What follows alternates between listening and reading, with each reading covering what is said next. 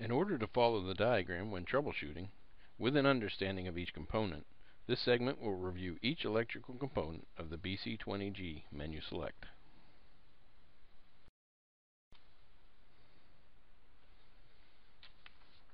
We will first review the page of the diagram containing the controller and the relay board. The unit is directed in all operations by the controller. The controller is shown here.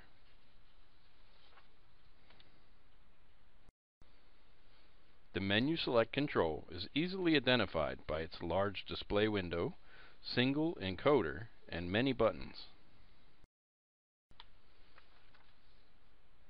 The relay board is like the central nervous system of the unit. It's located here within the unit.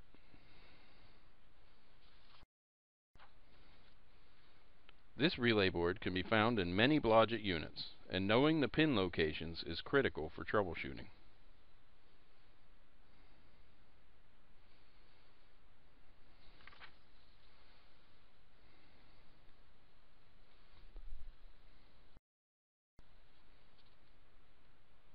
The cavity probe is identified here.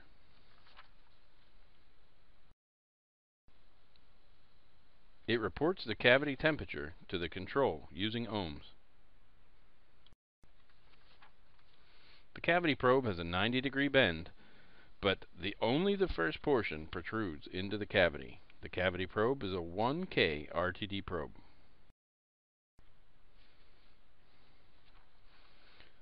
The control area probe is located here.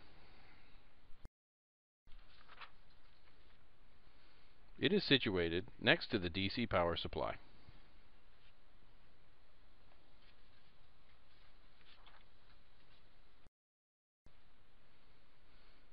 The boiler probe is shown here on the diagram. It is inserted into a fitting on the boiler and directly contacts the water within the boiler.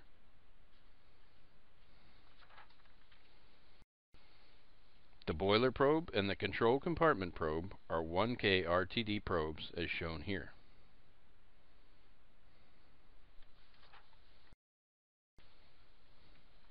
The product probe is represented here. It is a removable probe that plugs into the port on the front of the panel. It is a 1K ohm probe used for cooking based on the internal temperature of the product.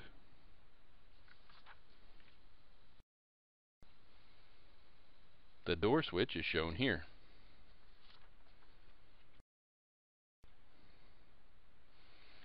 It is a mechanical switch visible when the control panel is slid out. A pin on the door activates the switch when the door is closed.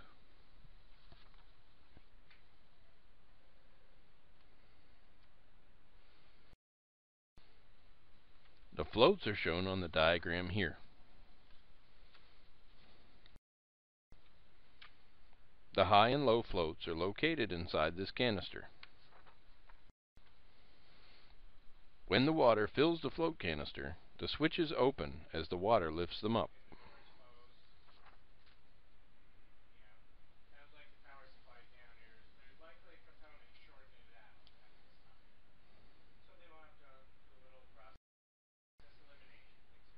The quench thermostat is shown here. The stem shown here determines the thermostat setting and should not be adjusted without factory assistance. The probe of the thermostat triggers cold water input at the quench box when the temperature reaches approximately 100 degrees.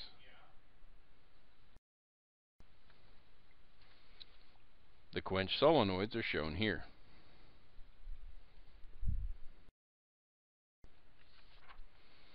With the panel off, we can see the two quench solenoids at 12 and 9 o'clock. The third solenoid has no wires to it.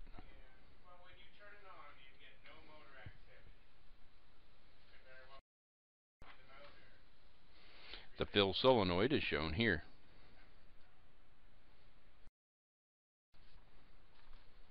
The relay board feeds the fill solenoid when the floats call for water. The water solenoid is triggered by 230 volts AC.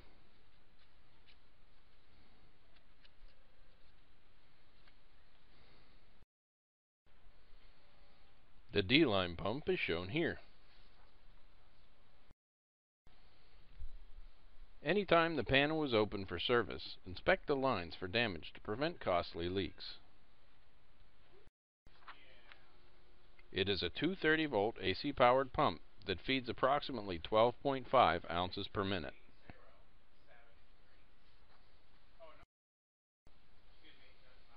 Next is the compartment cooling fan.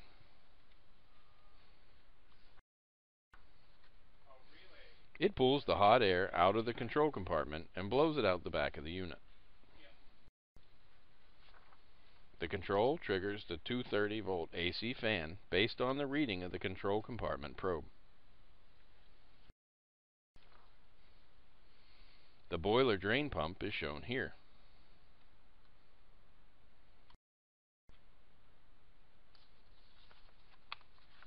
The drain pump is located below the boiler.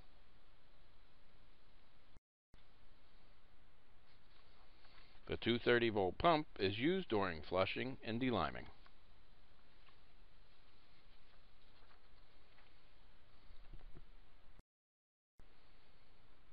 The R5 relay is represented here. It is the top relay and it feeds the D-line pump.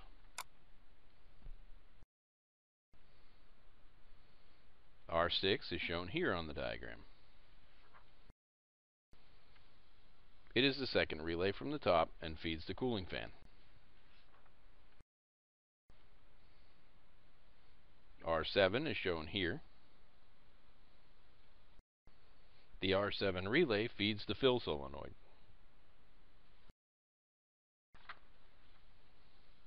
R8 is the fourth relay down. It feeds the drain pump.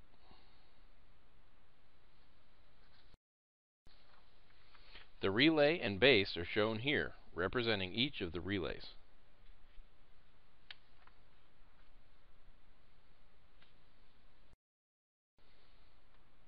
Now we can review the next page of the diagram.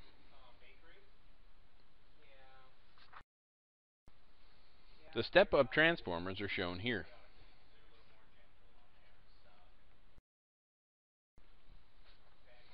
They are under the shelf in the lower right-hand corner of the control compartment. The image shown is of one of them. There are two within the unit.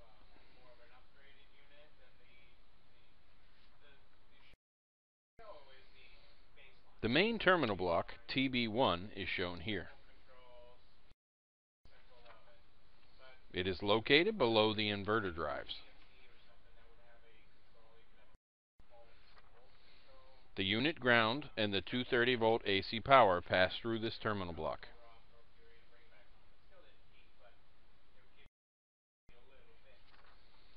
The DC power supply is represented here.